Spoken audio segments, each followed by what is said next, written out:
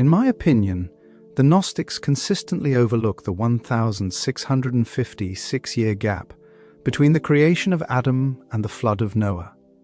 Do Christians realize there was a time when a misfit pantheon of lesser gods were in our presence, the watchers who directed man? Do Christians realize they procreated with the daughters of men, creating even more demigods, the Nephilim? Well, gee.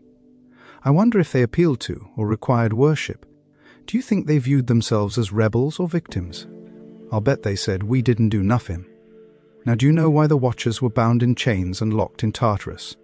Primarily from 2 Peter 2:4 and Jude 1:6, describing a specific group of sinful angels who abandoned their divine roles and are held in everlasting chains under darkness awaiting final judgment, distinct from Satan or general demons. The term general demons above would be referring to the disembodied spirits of the Nephilim called Elohim who died in the flood. Elohim refers to a disembodied spirit, be it virtuous or nefarious. Newsflash, they were jealous of the relationship God desired with man. They didn't exactly have our best interests at heart. After all, they walked in lockstep with Lucifer's jealous rebellion. But hey, they know a lot of shit, so they must have cornered the market on all things truthful, and honestly wish to disseminate that knowledge to us, right? Lordy, baby Jesus, help me. Where do you think Enochian magic came from? La magia enoquiana es un complejo sistema de ocultismo desarrollado en el siglo XVI por el matemático y astrólogo Dr. John Dee y su medium Edward Kelly, basado en supuestas comunicaciones angelicales que revelaron un lenguaje, una escritura y un complejo sistema de invocación de seres espirituales y la manipulación de los elementos a través de las tablas enoquianas para la comunicación con el divino y la creación de objetos rituales potentes. Speaking of magic or magic, what about Solomonic magic? And why were John Dee and Aleister Crowley so interested in it? The Testament of Solomon, the lesser key of Solomon. This should have you looking at Greek mythology from a different perspective. All those pesky offshoots of the same story. But I digress.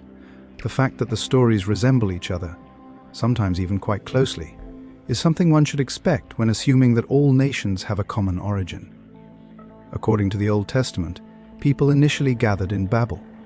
Except for the Hamites, people dispersed across the earth only after the confusion of languages post-Tower of Babel.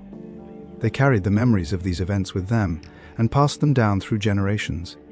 Some details were lost along the way, while others were added or reinterpreted. Therefore, similarities are frequently found. The fact that the flood story in the Epic of Gilgamesh, for example, was possibly recorded before the writing of the biblical text is at most evidence that the Sumerians, among all others, developed a written language first, but not that their story is older or actually true.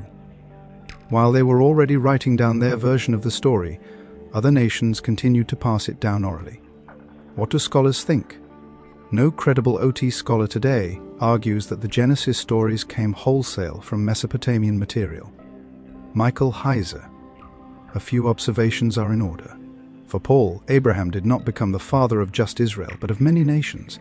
The point, of course, harks back to his theology in Galatians 3, where all believers, Jew or Gentile, are Abraham's seed. The notion of Abraham's offspring becoming heir of the world speaks to rulership of the nations by those offspring.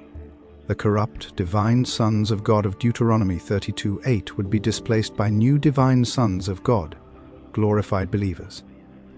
Paul's logic makes sense if believers are Yahweh's children, especially given the merging of humanity with the divine presence back in Eden.